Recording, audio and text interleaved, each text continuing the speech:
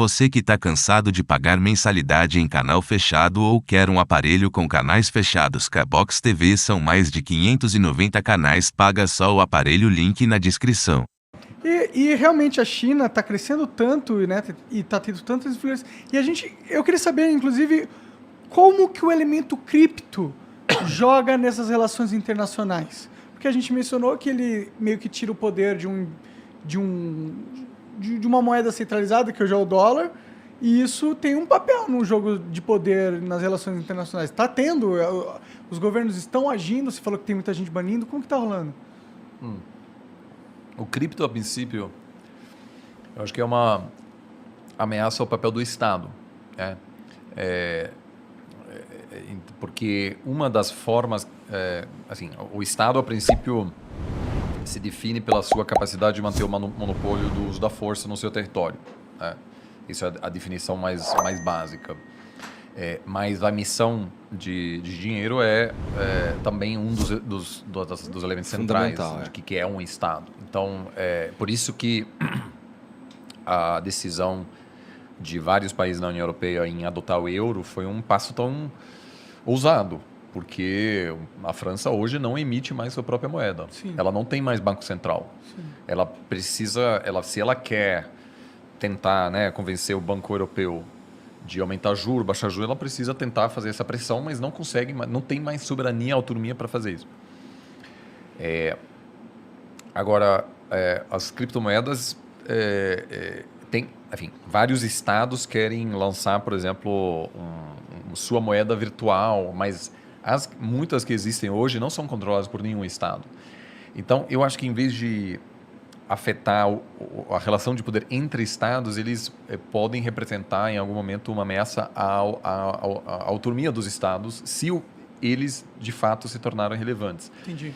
Eu ainda acho que é nessa hora que países como Rússia, Estados Unidos, China têm o mesmo objetivo. Eles não querem abrir mão. Nenhum governo quer abrir mão disso. Tem algumas exceções. A França. El Salvador, por exemplo, sim, etc. Sim.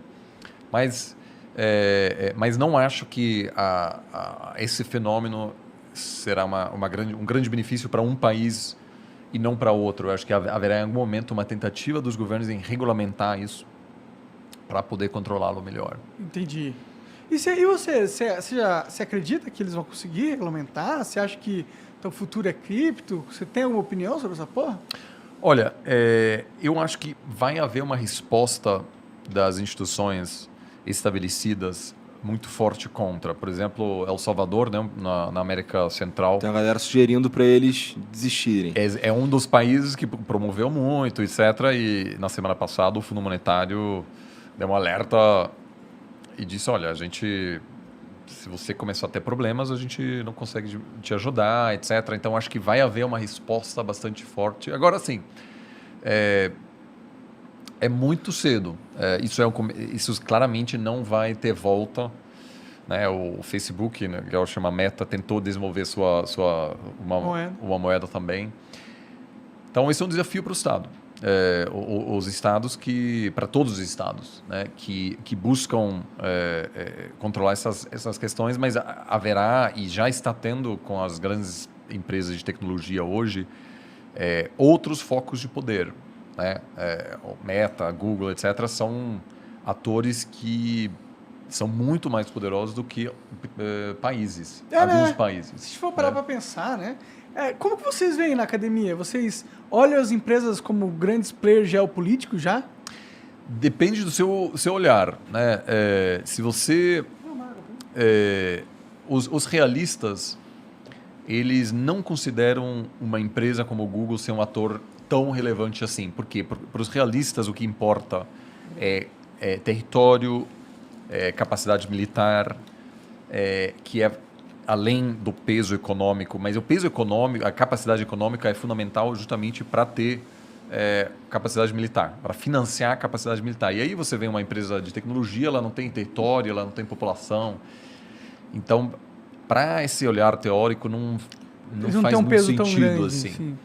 Agora, tem outros pensadores que aos poucos estão dizendo que as empresas eles têm uma influência enorme eles, na hora de construir o metaverso, por exemplo, serão espaços nos quais os Estados não necessariamente têm tanta influência assim.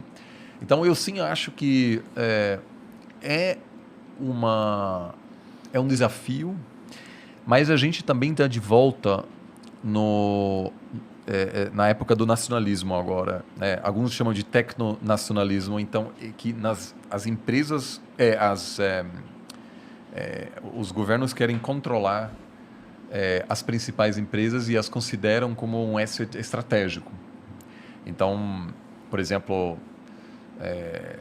tem algumas empresas americanas de inteligência artificial, etc. Se houvesse um investidor chinês hoje, o governo não permite mais a venda dessas empresas. Então, eu acho que o que está tendo agora é o fim dessa globalização que a gente conheceu nos últimos 30 anos, em que empresas Que era totalmente perguntavam desenfreada. assim, onde eu vou produzir meu iPhone? Eu vou produzir meu iPhone num lugar mais barato onde eu consigo. Então, vamos para a China, não importa a relação política entre a China e os Estados Unidos.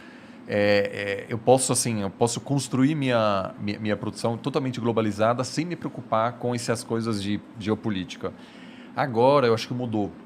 Então, por exemplo, a Apple começou a produzir seu iPhone também na Índia, apesar de ser mais caro do que na China, porque a Apple está começando a ter medo de uma ruptura na relação entre os Estados Unidos e a China, que um dia talvez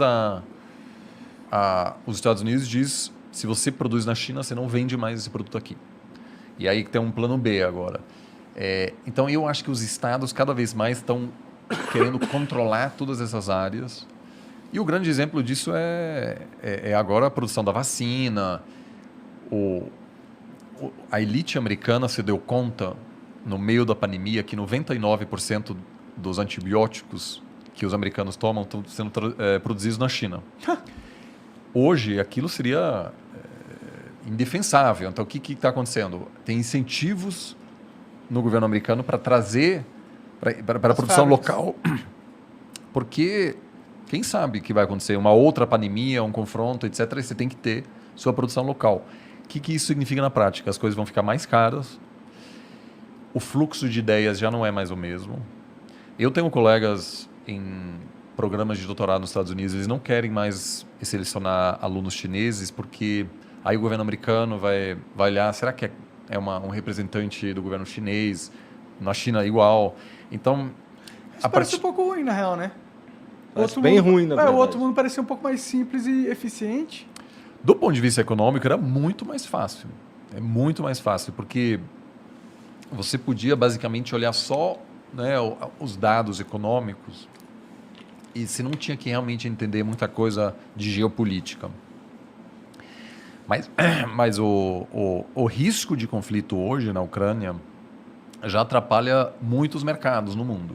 Porque qualquer empresa hoje precisa pensar qual é o meu plano no cenário não vai ter guerra e qual é a minha estratégia se de fato houver um confronto e o preço do barril sobe para 120 e de repente minha produção fica muito mais cara. Entendi. Então a gente está vivendo num mundo mais conflitoso mesmo e todo mundo está percebendo. Como eu estou dizendo, toda essa nova situação ela é ótima para duas profissões, né? Os terapeutas, os psicólogos, etc., e os analistas de risco político. Esses dois vão se dar muito bem nessa nova situação.